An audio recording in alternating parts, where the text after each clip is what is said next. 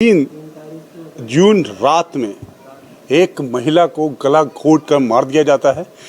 जो फरीदपुर के यहाँ के जो निवासी है, यहाँ पर राजू श्रीवास्तव, उनकी बेटी की 2.5 साल पहले शादी सुभाष नगर थाने के पास हुई थी और जहाँ पर इनका आरोप ये लगाया जा रहा है कि वो शादी के 2.5 साल बाद ही 2 या 4 महीने बाद ही दहेज मांगने का वो उन पर बेटी को परेशान करने लगे इनकी, और बेटी को परेशान करते करते उसे मारते थे। उनके ससुर, उसकी नंद, उसकी जिठानी सब उसको दबाव बनाते थे कि तू यहाँ पर 5 लाख रुपए लेके आए क्योंकि तेरे बाप ने इतना कुछ नहीं दिया है।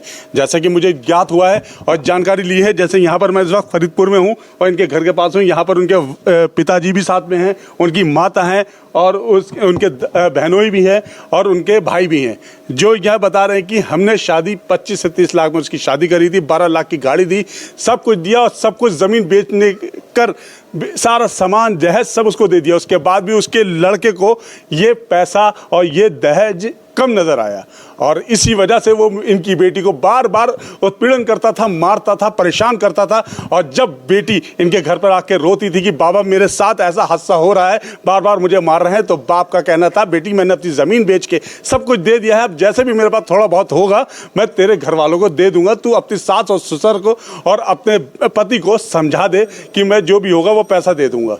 उसके बाद अब यहाँ पर एंड ये हुआ कि 3 जून रात में उसके पूरे घर वालों ने मिलकर, जैसा कि इनका आरोप है, सब ने मिलकर उसे गला घोंटा और मार दिया और मारने के बाद वो लोग वहाँ से फरार हो गए और एक सिर्फ उसका जो पति था उसे पुलिस ने गिरफ्तार कर लिया। बाकी 4 लोग जिनके नामजद रिपोर्ट हुई है वो अभी तक फरार है। मैं इनके पिता से पूछना चाह रहा हूँ कि शादी जब हुई तो क्या उन्होंने उस लड़के का बैकग्राउंड पूछा था?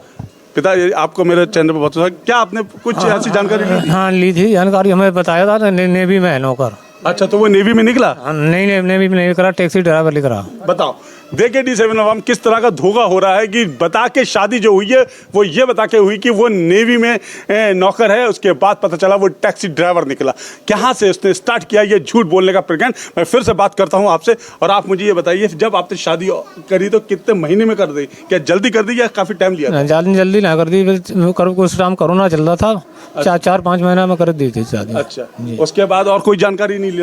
और कोई जानकारी मिल नहीं पाई थी। अच्छा, राजू श्रीवास्तव जी, जिस तरह से मैं बता रहा हूँ कि आपकी ये लड़की सबसे छोटी थी? हाँ, सबसे छोटी थी। अच्छा, आपका कोई बेटा नहीं है? बेटा नहीं, 2 बेटी थी। अच्छा, 2 बेटी थी, एक बेटी है, अब एक बेटी की हत्या हो गई है। अच्छा, ये आरोप आप हत्या का क्यों लगा रहे हो? हत्या उन्होंने दबाव बनाया था मुझ पे, मेरी लड़की पे दबाव बनाया था। अच्छा, दबाव बना के बाकी पैसा लेके आप घर से मैं जमीन लेनी है, प्लाट लेनी है। अच्छा, हाँ। तो क्या 2.5 साल हो गए शादी को? 2020 में शादी हुई थी और 2020 नवंबर में जो शादी हुई थी और उसके बाद अभी तक 2.5 साल में उसके लगातार वो आती थी और आपके पास उन लोगों का दुखड़ा रोती थी और आप उसके लिए क्या कहते थे? हम यही कह के समझाते थे, बेटा दे देंगे, जो कुछ होगा वो पैदा करके दे देंगे। अच्छा, अब ये देखिए किस तरह के इस वक्त ये नर्वस हुए हुए हैं, बिल्कुल बुरी तरह से हताश हुए हुए हैं। पूरा जो यहाँ पर इस वक्त जो उसके परिवार जो यहाँ पर है, बेचारों की आंखों से आंसू तक नहीं निकल रहे हैं कि आंसू सूख चुके हैं रोने से।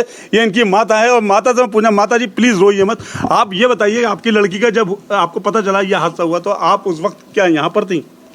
यहाँ पर तो नहीं हुई, ससुरारी में। अच्छा, तो आपको मतलब कैसा, इतना सब कुछ करने के बाद, इतना पैसा लगाने के बाद भी आपकी लड़की आपके साथ नहीं रही? अब आप क्या चाहती हो? क्या सच्चाई, आपको क्या लग रहा है कि उसे मार दिया है? जैसे सच्चाई चाहते हैं, जैसे मेरी बेटी के संग हुआ वैसे ही होना चाहिए। अच्छा, तो आपको लग रहा है कि हाँ उन्हें मारा है या आपका इस तरह का आरोप? गलों दबा के मारा। अच्छा, और दांतन में LP जाने का चीज चपकाई, खुले नहीं। अच्छा, और मैं इस वक्त उस लड़की के जो मृतक लड़की है जिसका नाम प्रियम है, मैं उससे पता करता हूँ और इनके बहनोई भी साथ में थे। आप वहाँ जब वो मरी तो आपको कितनी देर बाद फ़ोन आया था? हमारे लिए तो यही बताया गया था कि तबीयत खराब है, आप आ जाओ। अच्छा जी, तो किसका फ़ोन था वो? उसी के पति का फ़ोन आया था। अच्छा, तो आप कितनी देर में वहाँ पहुँच गए हो? लगभग 1 से सवा घंटा। अच्छा, तो वहाँ जाके क्या आपको क्या लगा? वहाँ जाके हमने जब देखा तो वो लड़की जो थी हमारी साली, उसको बाहर लिटा दिया था, मृतक पाई गई थी। अच्छा जी, आप उस वक्त अपने पेट्रोल पंप पे थे? जी, उस समय मैं ऑन ड्यूटी था। अच्छा, नाइट की ड्यूटी कर रहा था। अच्छा जी। धर्मेंद्र कुमार जी, क्या मामला क्या हुआ, ऐसा कैसे आपकी बहन को मार दिया गया, इसके बारे में थोड़ी सी जानकारी दीजिए।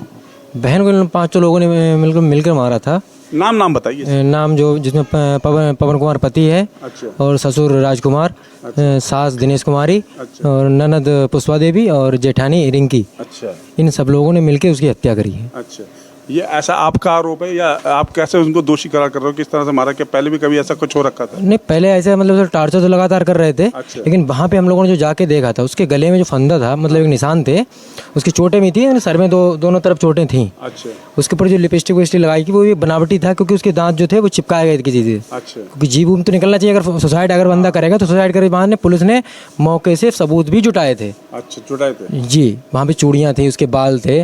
उसके बाद ससुर ने ये भी बताया था कि पहले तो यही कह रहे थे वो लगातार कि मतलब ये इसकी तबीयत खराब हुई। जब हम लोगों ने उसका गला देखा, मतलब उसके जब देखे निशान देखा ये फांसी लगे, फिर उसके ससुर तुरंत बदल गए, बोले ये तो इसने फांसी लगाई है। मैंने फांसी लगाई तो हम मुझे बेवकूफ़ समझ रहे हो क्या? अभी आप कह रहे थे कि ये बीमार थी और 10 मिनट के अंदर अंदर ये ख़त्म हो गई। को क्या लग रहा है कि अब आपके साथ पुलिस जो है सही तरीके से व्यवहार नहीं कर रही है, ना वो इस तरह से काम कर रही है जिस तरह से केस को होना चाहिए था? नहीं, बिल्कुल पुलिस मतलब इस मामले में उचित कार्रवाई नहीं कर रही है। क्योंकि अगर उचित कार्रवाई कर रही है तो जो यहाँ की 4 लोग फरार चल रहे हैं उनकी अभी तक कोई गिरफ्तारी नहीं हुई है। अच्छा, अब आप क्या सरकार से क्या गुहार लगाना चाहते हो कि जिस तरह से आपके काम में आपको लग रहा है कि देरी हो रही है, तो उस देरी का सबब क्या पुलिस है? हाँ, मेरी देरी का तो सबब पुलिस है। कि मैं तो यही सरकार से गुहार लगाना चाहूँगा क्योंकि जो भी उचित कार्रवाई है 5 लोगों के खिलाफ होनी चाहिए, और इन्हें कठोर से कठोर जो कार्रवाई होनी चाहिए वो होना चाहिए, कि कम से कम अगले जो आने वाले हैं किसी आने वाली बेटी के साथ ऐसा ना हो जो मेरे लोगों के साथ हुआ है।